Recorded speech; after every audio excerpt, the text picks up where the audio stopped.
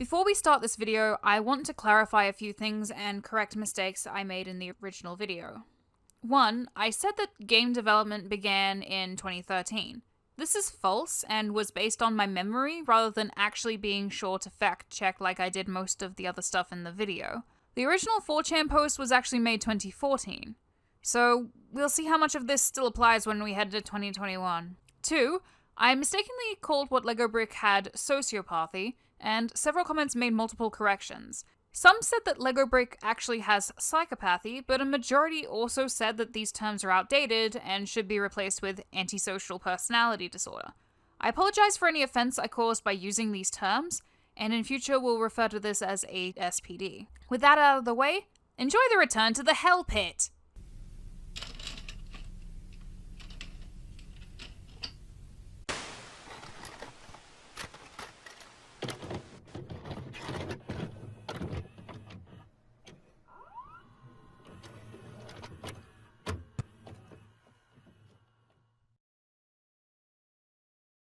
I don't exactly want to be back here. I already went on record saying I wouldn't talk about Yandere Simulator again. So unfortunately, I'm also rubbish at keeping my word. But just so much has happened in terms of both my channel and in terms of the development of Yandere Simulator that I feel like I should be back here and at least discussing what has happened, since I put out this video about 3 or 4 months ago now. And I already know that whatever goes into this video will be outdated ridiculously quickly as more garbage piles on. But I can confidently say that it is incredibly unlikely that Osana will be released within the next few days, weeks, or even months. In fact, I doubt she'll ever be released at all. I want to clarify quickly that the things I discuss in this video are notably more NSFW, not safe for work, than in the original video, and I want viewers under 18 years to be aware of this before we continue. As well as anyone watching this at work, but really, you should click off this video and be doing your work, and maybe watch it in your lunch break. Okay? Let's begin! The day after I uploaded Yandere Simulator's development is an absolute disaster, Alex Mahan, or Yandere Dev, I'm just gonna call him Alex because apparently he doesn't like it, and because he's a cisgender man and an incel, I don't care, announced that he was collaborating Yandere Simulator into a porn game, Project Cutie. Part of him must have known that this shit was creepy as fuck, because the blog post he made predicted that people would find this absolutely fucking feral.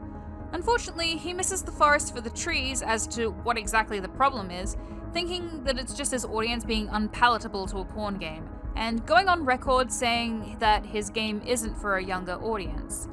The thing is, the game he is making, its story is so edgy, it makes Shadow the Hedgehog look like legitimately sophisticated and deep literature, and it does not appeal to 2020 demands of adult literature.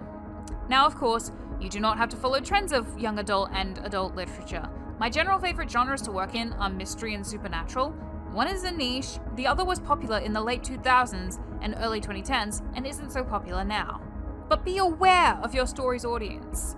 The edgy, badly written, lifeless horror fest that Alex has made is not appealing to anyone older than 20 or who has an emotional maturity that about equals that. And I want you to keep that sentence in mind as we go forth. Back to the porn game, his audience are primarily under the age of 18. In fact, over a fifth of them are under 15. Alex should know this. He took a poll in his server for their ages, and we'll come back to this poll later. So he knows his audience is very young, and went ahead and collaborated with a porn game anyway. Now, while I am asexual, it may actually surprise you to know that we aces are not pearl-clutching Puritans who'll disembowel themselves at the sight of an erect penis. Having a porn game? Fine by me. Drinking furiously from the semen stein till you start getting brain rot and for some reason think your audience are a bunch of adults? I guess that could happen and you could still plead some form of innocence? But you can't exactly plead that same innocence when the characters you put into the porn game are high schoolers. Given he'll do anything to make a buck, and the adults aren't the most recognizable characters of Yandere Simulator, I have my doubts that it'll be the adults in Yandere Simulator exclusively making it into Project Cutie. Maybe 1 or 2 will, but given the fans seem to be demanding characters like the titular Lego Brick and Diet Shuichi's little sister, who is 15 to 16 years old, mind you, I doubt that it'll remain characters that are actually over the 18. Sure, you can go, oh, but these characters are actually over 18 years old, blah blah blah blah, please don't be accusing me of the pedophile I actually am. But nobody really buys that shit. You have to get a fake ID to buy hentai in the game, whereas you can be 18 and buy hentai in real life, so the characters are very clearly supposed to be under 18, and they're over 18 is just something stated to save his ass rather than the actual truth of the matter. So yeah, he's putting minors into a porn game and should be arrested for child pornography. That happened the day after I released my video. A week or two passed since then, and then the internet struck liquid gold. Or should I say, liquid white. It's the moment you've all been waiting for. It's time for... Hey folks, viewer mail time again! Oh. I'm just kidding, I won't do that to you guys. It's time for the jizz juicer, the boy juice speaker, the grain grail, the cum chalice. The internet found an old video of Alex Mahand in which he proposes a toast to some guy named Nicholas for managing to pirate Warcraft 3. In this video, as Alex was not yet of age to drink alcohol, Alex decided to drink a wine glass of milk of all things. Now, we all do silly things when we're younger. Some of us do cringe roleplays in the forums of Moshi Monsters, others fail to notice that they're drinking what looks like ejaculate out of a wine glass. You could tell me Alex probably didn't know in a decade he'd be running a scam, game development, with 2 million viewers and even more people calling him out on his bullshit, but you can't tell me a 21-year-old with as dirty a mind as Alex Stewart Mahan looked at the cup he was holding and didn't think for a second, hey, this looks like semen! The internet, of course, when it strikes gold, will milk it for all it's worth, and soon cum chalice was a bona fide meme. Thousands of videos have circulated the internet of it, to the point where looking up Yandere Simulator would yield about 9 out of 10 videos being related to the cum chalice. Partly because it was fucking hilarious and easy to produce, and partly due to Yandere Simulator's garbage pace of development, to the point where even the die-hard YouTube fans like Jay from the Cub Scouts and Bijou Mike were losing interest in it. This meme's not really showing too many signs of dying, but this segued into the second meme of early 2020. No, not a man has fallen into the river in Lego City. The Yandere Simulator Discord raids. The Yandere Simulator Discord raids began because it was so easy to be banned from the server while not doing anything wrong. Cum chalice is completely inoffensive, and when the angry social justice warrior that is me is telling you that something isn't offensive, then you better fucking believe it is. So are memes about Yandere devs coding taking fucking centuries to do, completely insensitive, and yet have the capability to get you banned from the server. And so, people took to the Discord link in order to try and get the world record time for being banned. Cole Manchu's video has more information on this, so I'll link it in the description. In that way, Alex did create a successful game, just not the game he envisioned. And tragically, Alex's aversion to success continued. First, the Discord speedruns were tried to be contained with 10-minute timers before you could join the Discord. This didn't stop people. First, they would just wait out the 10 minutes and continue with their speedruns. Later, they'd change the name to something Alex and only Alex considered offensive. When that didn't work, Alex decided to just make his Discord server private until you paid him money. Meaning, he didn't really care about a solution to the problem of speedrunning his Discord server, he just wanted to try and profit off of it.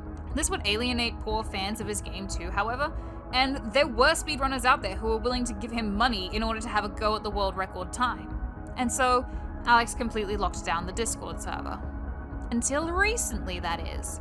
In the March 1st update, Alex made it so if you completed a mission in mission mode, you would get a special code that lets you into his Discord server. The problem is, like the entire game of Yandere Simulator, this was so poorly coded that people managed to exploit it almost immediately. I'm not a programmer, so I'll link the Reddit post that I took this excerpt from in the description. The game simply chooses a random number between 1 million and 10 million, divides it by 9, and then divides it by 5 and checks if the remainder is 0. If it's not, it generates a new number until the code is valid. This basically checks if you have a multiple of 45 as a random number, and considers that to be valid. Consequently, it's actually possible to reverse engineer all valid codes to get into the Discord without ever downloading Yandere Simulator. I have used this myself and can confirm that it works. Here's the 3 lines of Python used to generate mission mode codes. Here's the lines of code. That's it. With this, you can get access to the Yandere Simulator Discord. So perhaps the Yandere simulated Discord ban speedrunning shall soon resume. But the speedruns are hardly the most disturbing thing about the Discord. In the Discord, Alex has at one point stated that there are two ranks, Alex himself and his beloved fuck kittens. Now remember that poll I had earlier? Yeah, the one that said over a fifth of the people in his server were 15 and younger? Feral as fuck!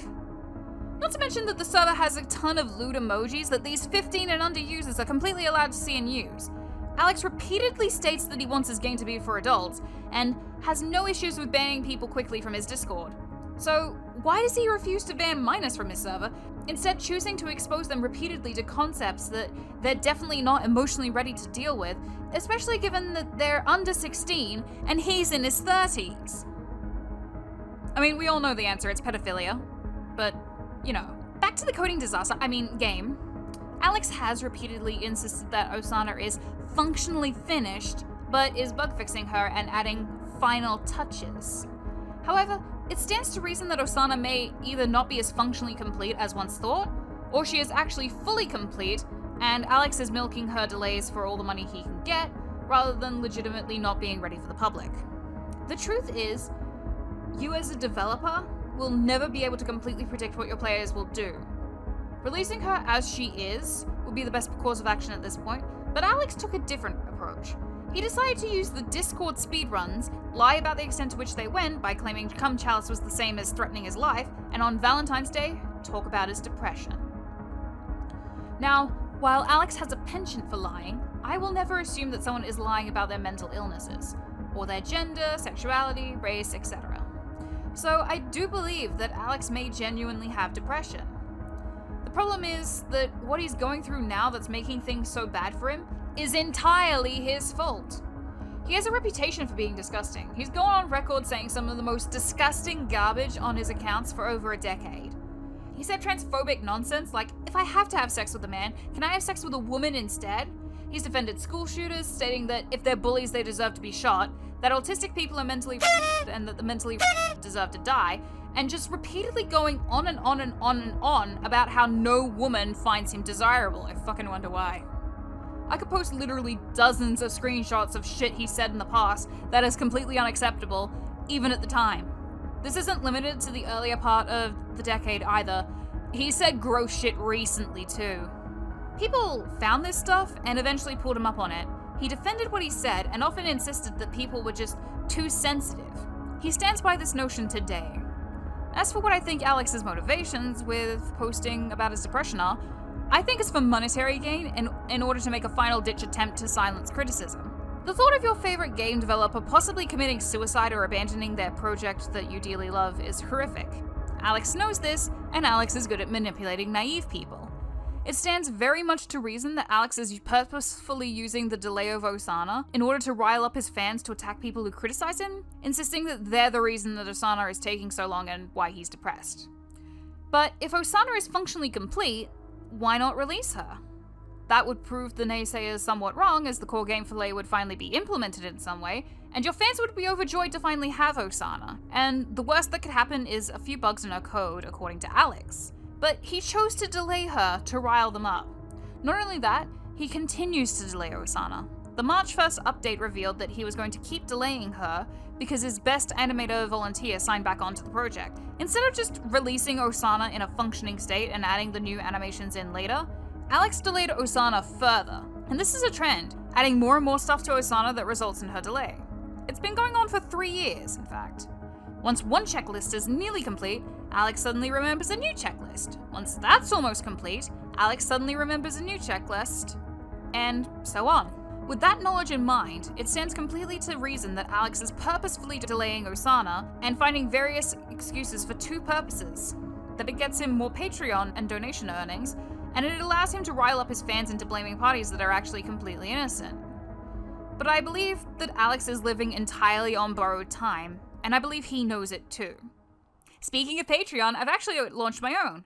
The current pledge is $3 a month, only $3 a month, and that gets you access to vote on polls for other topics for me to cover, shoutouts at the start and end of large produced videos, seeing my videos as a work in progress, and seeing them a week before they go live on YouTube.